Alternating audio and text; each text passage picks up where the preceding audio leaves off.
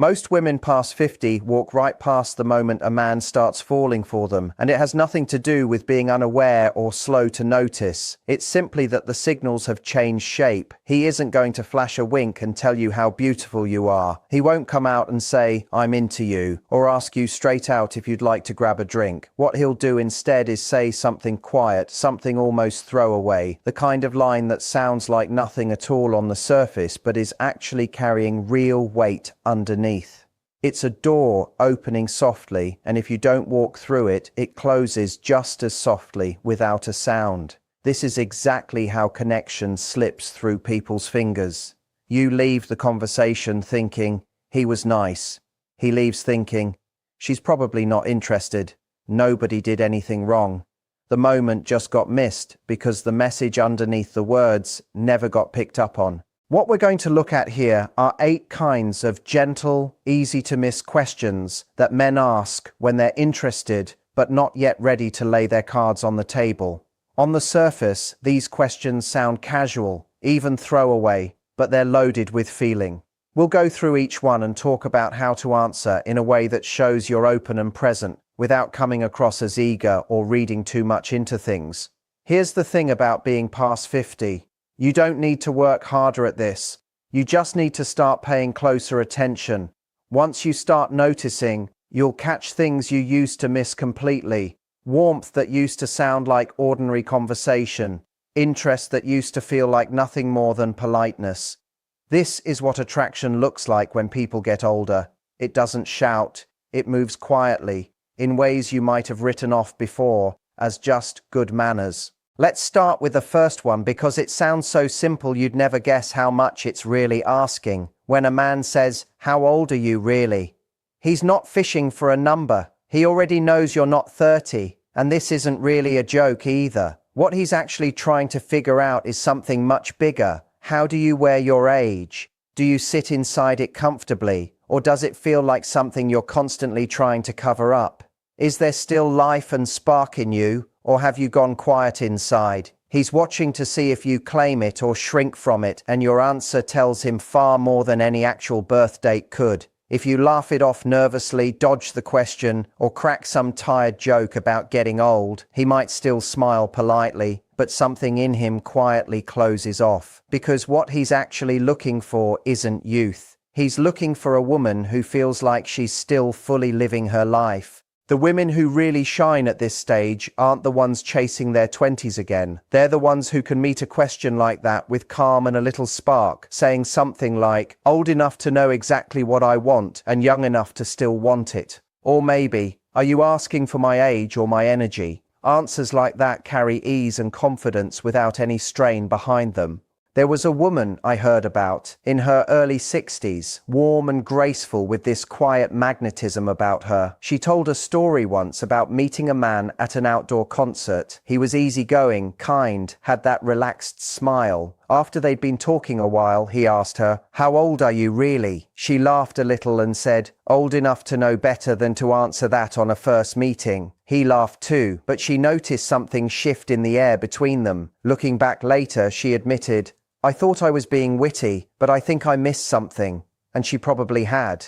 These small tests aren't just idle words, they're invitations. When you meet them with hesitation or discomfort, he feels that even if he never says a word about it. Here's what's actually going on underneath. Getting older doesn't just mean collecting years, it means collecting fears too. The fear of becoming invisible. The fear of no longer being wanted, the fear of being passed over. When a man asks a question like this, part of what he's checking is whether that fire is still lit in you, whether you believe you're still worth noticing, wanted, loved. So next time someone asks how old you really are, don't retreat into a joke or brush it aside. Let it be a real moment, because if he's asking, interest is already there. What you say next either fans that spark or lets it die out. Another question that tends to catch women off guard is, "So why aren't you married?" It can land as nosy or too personal at first, but listen to how it's actually delivered. If his tone is soft and curious rather than pointed or judgmental, he's not digging through your past. He's quietly wondering whether there's space for him somewhere in your future. He doesn't want your entire life story. He just wants to sense whether your heart is still open. This is a spot where a lot of women accidentally derail things. Some launch into long explanations, old relationships, old wounds, everything that went sideways. Others get defensive and say something like, "Marriage just wasn't for me," or "Already tried that, thanks." Both responses end up communicating the same underlying thing. "I'm closed off," or "I'm still weighed down by my past." What he actually wants isn't the backstory. He wants to feel your peace. He wants a sense that you can talk about your life with some lightness, with room left over for something new. A gentler answer works so much better here. Something like, "Life just went a different direction, but I'm open now." Or even, "I suppose I was waiting for the right person." That's enough to tell him everything he needs to know. There was a woman in her mid-60s who met a man in a casual class setting. After a handful of meetings full of easy laughter, he gently asked her, "How does someone like you end up not married?" She froze up, laughed it off nervously, and changed the subject. He never came back around. Later she realized he hadn't been questioning her past at all. He'd been picturing a future. That's the quiet truth about these moments. They don't come with fanfare. They show up in the middle of an ordinary conversation, and if you miss them, they vanish just as quietly as they arrived. When a man asks something like that, there's already something stirring in him. He's testing the water, hoping you'll open the door just a crack before he risks exposing more of himself. If your response carries even a little warmth and openness, he feels it right away. It tells him she's not just single, she's actually available, and that distinction matters more than people realize. Then there's the question, do you go for younger men? Some women take it as flattering, others get suspicious and start trying to figure out his angle. But really, what's happening is much simpler than that. He's trying to figure out where he stands without putting himself fully on the line yet. He's wondering quietly, could I actually be in the running here? He's not asking about your dating history. He's asking about his own odds. A lot of women shut this down without even meaning to. They say things like, "I don't date younger men," or joke, "Aren't you a bit young for me?" Both of those land as a soft no. A more open response keeps that door from slamming shut. Something like, "I don't really focus on age, I care more about who someone actually is," or "If the connection's right, age matters a lot less." These answers don't promise anything, but they leave room, and sometimes room is exactly what he's looking for. There was a woman in her late 50s, artistic and free-spirited, who met a thoughtful man about a decade younger at an art opening. After a long conversation, he asked her, "Would you ever date someone younger?" She smiled, took a beat, and said, "That depends on how he makes me feel." That one line completely changed the energy between them. It gave him permission to lean in a little more, because at this point in life, connection isn't about the math. It's about how two people actually resonate with each other. Honestly, quietly, in real time. When a man asks whether you date someone younger, he's not being bold or overconfident. He's hoping for a small crack in the door. He's hoping for a maybe. He's hoping he might get to matter to you. Your answer tells him whether to keep leaning in or to quietly step back without making it awkward. There's another question that sounds like small talk but is anything but. What kind of man do you usually go for? It seems casual, but it's not. He's not trying to measure himself against some checklist you keep in your head. He's trying to figure out if he could realistically be someone you'd be open to. Some women answer by rattling off traits: tall, funny, successful, loves dogs, adventurous. The moment you do that, he starts to feel like an outsider trying to qualify for a position, and it creates distance you never meant to create. What works better is leaving room for him instead of narrowing the field with specifics. You might say something like, "I'm drawn to men who are steady and kind," or "I care more about how someone makes me feel than whether they check certain boxes." When you answer from that place, open, unguarded, it lets him picture himself standing next to you. That alone can shift the whole dynamic. There was a woman in her early 60s who met a man while volunteering at a community event. Conversation came easily, laughter came without effort. Later, while working alongside each other, he asked, "What kind of man are you usually drawn to?" She answered without overthinking it. She said she liked someone calm, someone whose presence made a room feel safe. He didn't say much right away, but later, once most people had left, he stayed behind to help clean up. When she thanked him, he smiled quietly and admitted he was hoping he fit that description. That's the quiet power in these moments. When you speak from who you genuinely are instead of performing, real connection has room to form. On a deeper level, this question is about self-selection. He's listening closely, paying attention to what you say and what you leave out, and deciding whether to step closer or protect himself by stepping back. Your answer either invites him forward or lets him drift off quietly without embarrassing either of you. So the next time a man asks what kind of man you go for, don't describe some imaginary ideal. Describe the feeling you actually want to share with someone. Because if he's asking, there's a real chance he's wondering whether that someone could be him.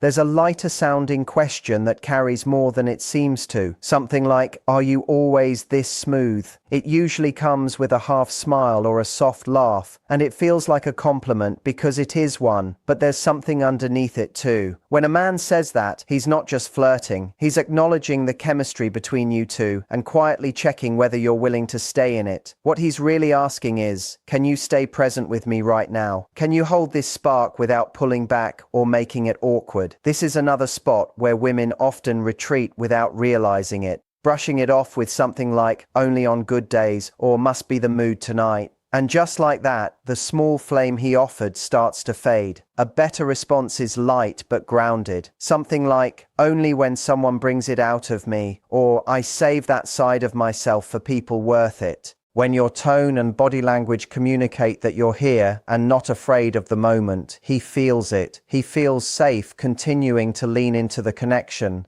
A woman once told a story about meeting a man at a small local music night. They ended up talking about old records, familiar songs, memories tied to sound. At one point, he leaned in slightly and said, "Are you always this charming, or is tonight special?" She smiled and shot back, "That depends. Are you always this brave, or is tonight different?" She said the whole energy between them shifted right then. The way he looked at her changed. He stopped seeing her as pleasant conversation and started seeing possibility. These moments aren't really about wit or charm, they're about connection. He's offering a gentle bridge from friendly territory into something flirtier without applying pressure.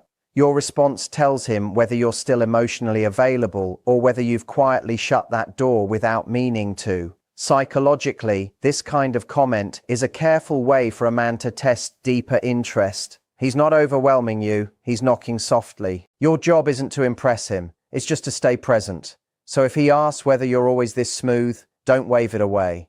Let him feel that you can hold warmth without pulling back, especially now. Then there's a question that sounds teasing but often carries real weight. Why don't you have a boyfriend? On the surface it seems casual, even a little cheeky, but it means more than it looks like. When a man asks this, he's not just making conversation, he's searching for a bit of hope. He's wondering whether there's still room in your heart he could step into. He wants to know if you still believe in connection, or if that part of you has quietly closed up. A lot of women unintentionally answer in a way that sounds like the door is locked. They say things like, "I like being alone," or "Men are more trouble than they're worth," or "I'm very used to my independence." When he hears that, something in him pulls back. He wasn't only asking if you were single, he was asking if your heart still had space in it, if you were still emotionally open. If that's true for you, the better response leaves room rather than closing it off. Something like, "I've been taking my time, staying open," or "I'm waiting for something that feels right." Answers like that invite curiosity instead of shutting it down. A woman in her early 70s once described a moment like this. She had a calm, grounded way about her. At an art show, a man struck up a conversation and after a while asked her, "Why don't you have a boyfriend?" She looked at him and said she'd been learning to love herself more deeply, and now she felt ready to share that with someone else. She said he stayed close by her side the rest of the evening. That's the strength of an honest, centered answer. It leaves room for possibility. As men get older, they often carry a deep fear of rejection, sometimes even more than women do. Instead of just saying how they feel outright, they ask these careful, quiet questions, simple on the surface, but it takes real nerve to even ask them. How you respond tells them whether it's safe to keep moving forward or whether they need to protect themselves and pull back. So when he asks why you're single, don't shut the door on him. Let him lean in. Let the curiosity stay alive between you. And then there's the question that takes the most nerve of all. Would you ever go out with someone like me? This is about as close as a lot of men get to an outright confession. It might come out sounding light or joking, but make no mistake, it isn't a joke. This is him stepping into vulnerability. He's not talking about men in general anymore. He's talking about himself specifically. This isn't a test. It's honesty, plain and simple. How you respond shapes how he carries that moment afterward. A lot of women freeze up here. They hesitate, say they're not sure, or steer the conversation elsewhere. And when that happens, he pulls back. Not because his feelings weren't real, but because he suddenly feels exposed and alone with them. The right response doesn't need to be clever or polished. It just needs to be sincere and real. Something that shows him you genuinely see him. You might say, "I think I'd be lucky if I could," and then just let the moment sit. Let the honesty settle. Let him feel the warmth in it without rushing past it. There was a woman in her mid-60s, retired from a demanding career, calm and steady in the way she carried herself. She used to walk in the park with a man she'd grown close to.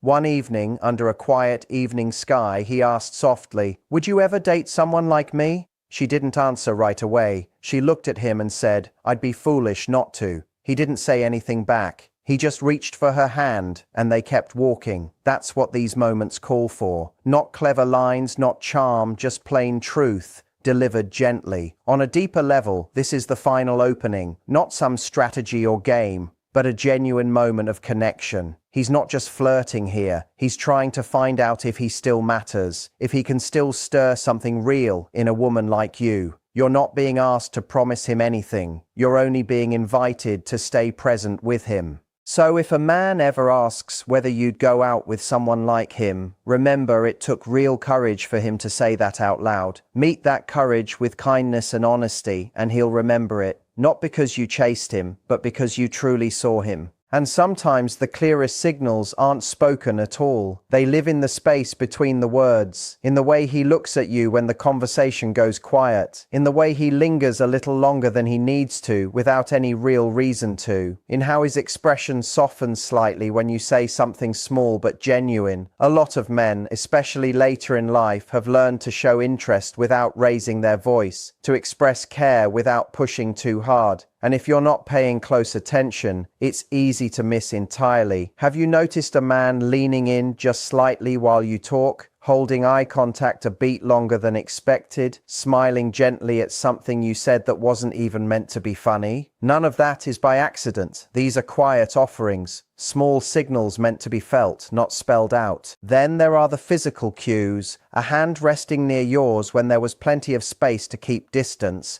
standing just a touch closer than necessary, mirroring your movements without even realizing he's doing it. These gestures might be subtle, but they mean something. They're silent ways of saying, "I notice you. Do you notice me?" When you respond with ease, with a pause, a soft smile, a bit of warmth, you might be amazed at how much can shift. Because real connection rarely starts with big speeches. It starts with small acts of courage, gentle risks, quiet moments where one person says without words, "I'm here," and the other one simply stays. You start noticing the little things again. A glance that lingers a beat too long, a body that turns towards you instead of away, a voice that changes slightly when he says your name. These are deeply human signs of attraction, wired into us long before we ever learn to doubt ourselves. But as we get older, especially after loss, heartbreak, or long periods of being on our own, we start second-guessing those instincts.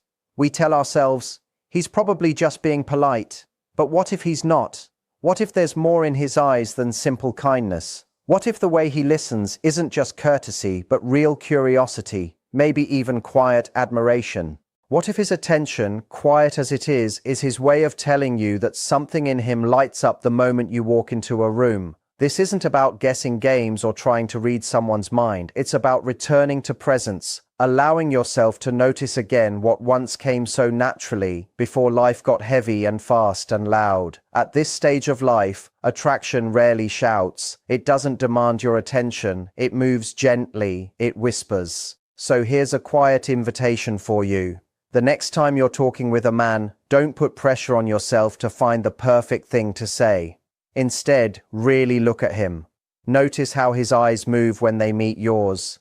Notice if he leans in slightly when you speak, or if his breathing shifts when he's near you. Ask yourself not, what should I say, but what is he already showing me? Because so often, the most meaningful signals aren't spoken at all. They live in the pauses, in the way someone doesn't rush to fill the silence, in the way they linger instead of leaving. In those lingering moments, something important is happening. He's giving you time, and time is one of the quietest, strongest signs of interest there is. When a man doesn't rush off, when he stays even after the conversation slows down, when he finds small reasons to remain near you, he's showing care without ever needing to announce it. Many women mistake this calm steadiness for indifference. They think, if he were really interested, he'd say more. But at this point in life, interest often shows up as patience, not urgency.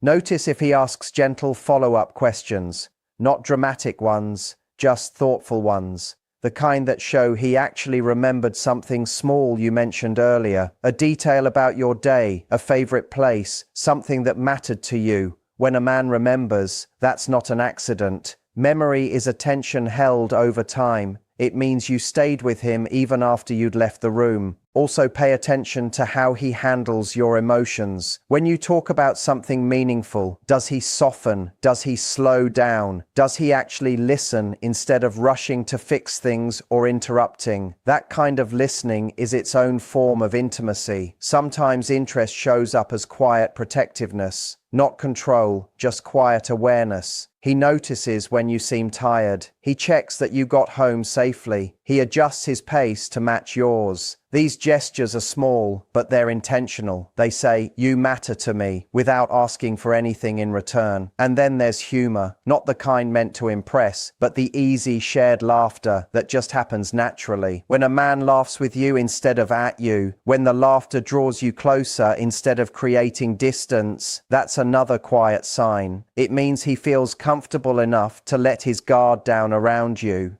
You might also notice moments where he opens up a little, not all at once, but a small truth here, a quiet admission there, something real but carefully measured. That's trust building slowly. Men often open up in layers, and each piece he shares is a test of whether it's safe. If you meet it with calm acceptance instead of judgment or shock, he relaxes, he feels understood. So many women miss these signals because they're waiting for clarity in words. But real clarity usually comes through consistency, through how he keeps showing up again and again, through how he treats you when nobody's watching, through a steady warmth that doesn't fade after one good conversation. It's also worth paying attention to how you feel when you're around him. Do you feel more like yourself? Do you feel calm, seen, at ease? Attraction at this stage of life usually isn't loud or overwhelming.